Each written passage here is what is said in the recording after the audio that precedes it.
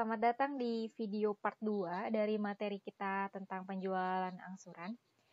Oke, sebelumnya di video part 1 kita sudah membahas tentang pencatatan penjualan angsuran, metode yang pertama yaitu laba kotor diakui pada saat penjualan. Nah, sekarang di video part 2 ini kita akan membahas atau kita akan belajar mengenai metode yang kedua yaitu metode laba kotor diakui proporsional sesuai dengan penerimaan kas. Metode laba kotor diakui proporsional sesuai dengan penerimaan kas. Dalam metode ini, laba kotor diakui secara proporsional sebesar persentase laba kotor dibandingkan dengan jumlah uang kas yang diterima. Ketentuan yang harus diperhatikan pada metode ini yaitu 1. Laba penjualan yang timbul pada saat transaksi dimasukkan ke dalam rekening laba kotor belum direalisasi atau LKBD.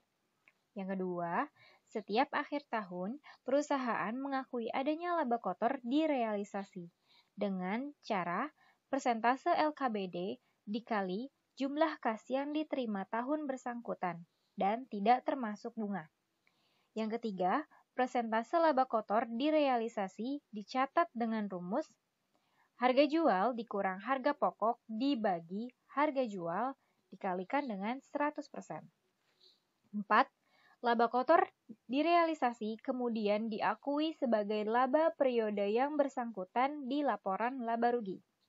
Yang kelima, pendapatan bunga dicatat dan diakui tersendiri di luar laba kotor direalisasi. Yang keenam, laba kotor belum direalisasi yang belum disesuaikan menjadi laba kotor direalisasi akan disajikan pada neraca dan posisinya di bawah kelompok hutang. Jadi maksud dari laba kotor belum direalisasi adalah laba tersebut sudah dicatat namun belum diakui oleh perusahaan sebagai laba. Gitu. Dan untuk laba yang sudah direalisasi adalah laba yang sudah benar-benar dianggap sebagai laba oleh perusahaan.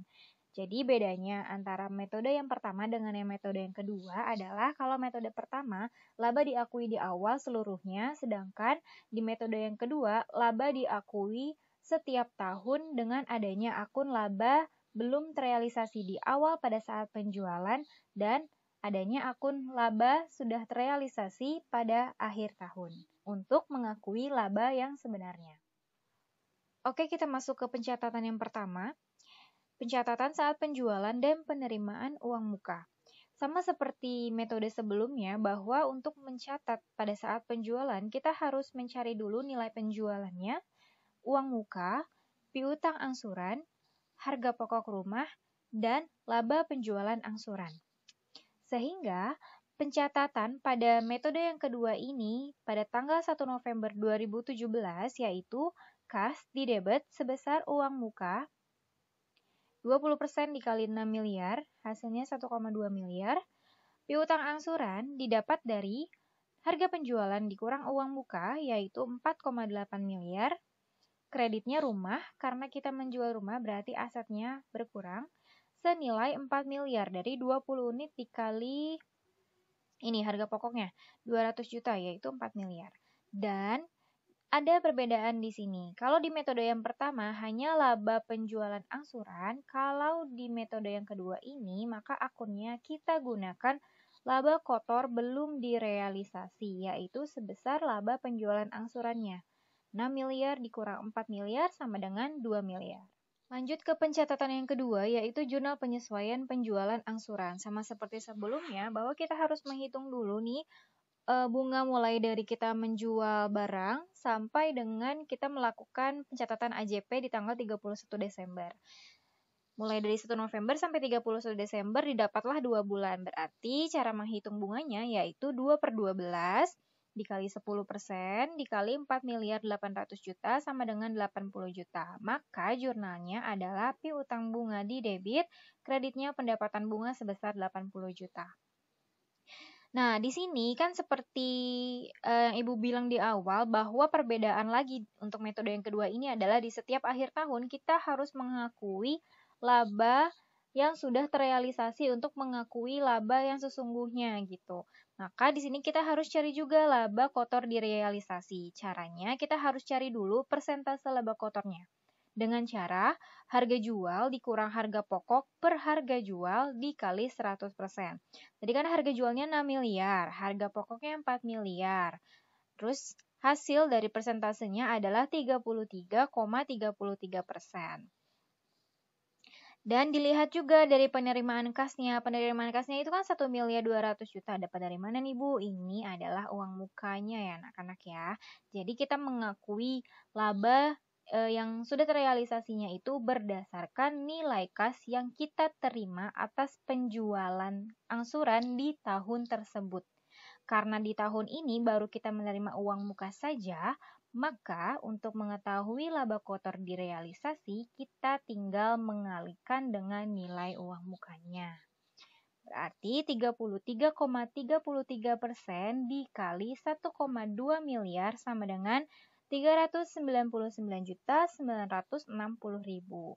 Dan dicatatlah laba kotor itu dengan mendebet laba kotor belum direalisasi untuk menutup yang tadi dikredit ya ini.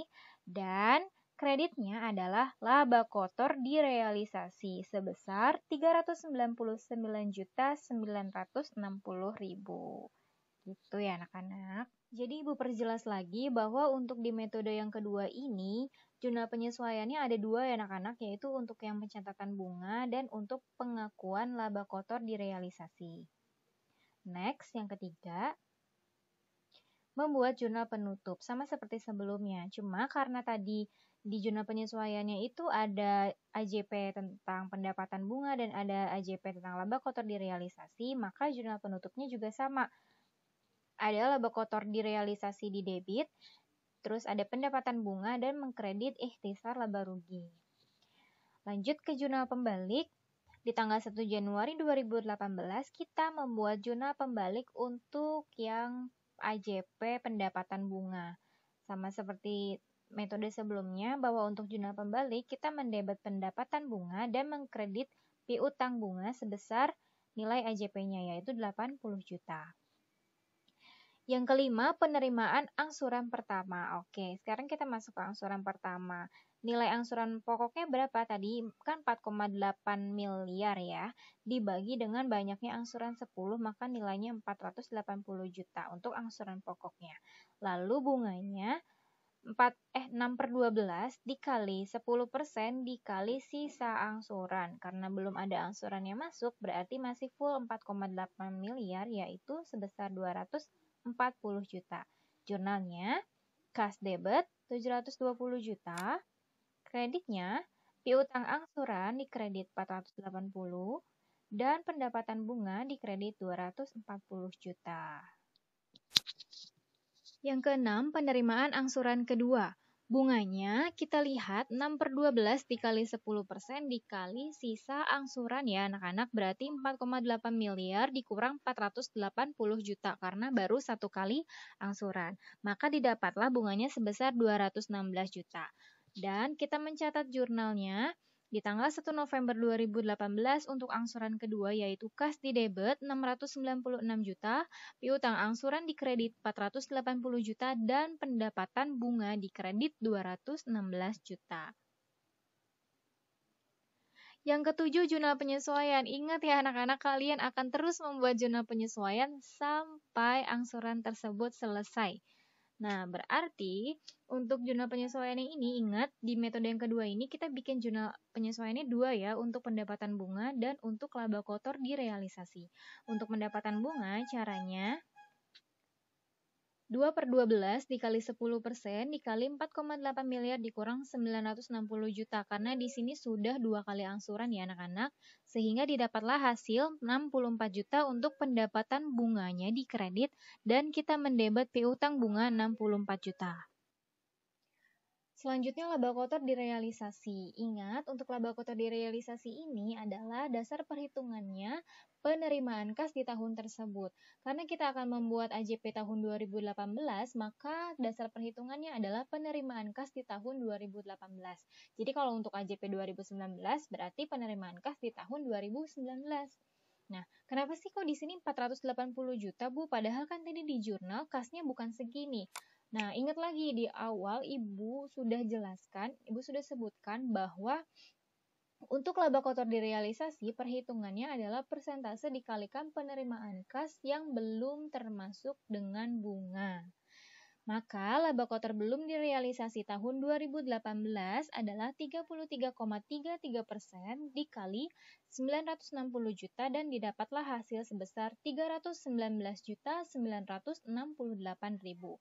Maka jurnal untuk laba kotor direalisasi adalah mendebet laba kotor belum direalisasi dan mengkredit laba kotor direalisasi sebesar sekian. Selanjutnya ada jurnal penutup. Yang tadinya sudah dibuat di AJP-nya, jangan lupa dibuat jurnal penutupnya, yaitu debetnya laba kotor direalisasi, pendapatan bunga, dan mengkredit irisan laba rugi. Angkanya sesuai dengan nilai yang ada di AJP di tahun sebelumnya ya.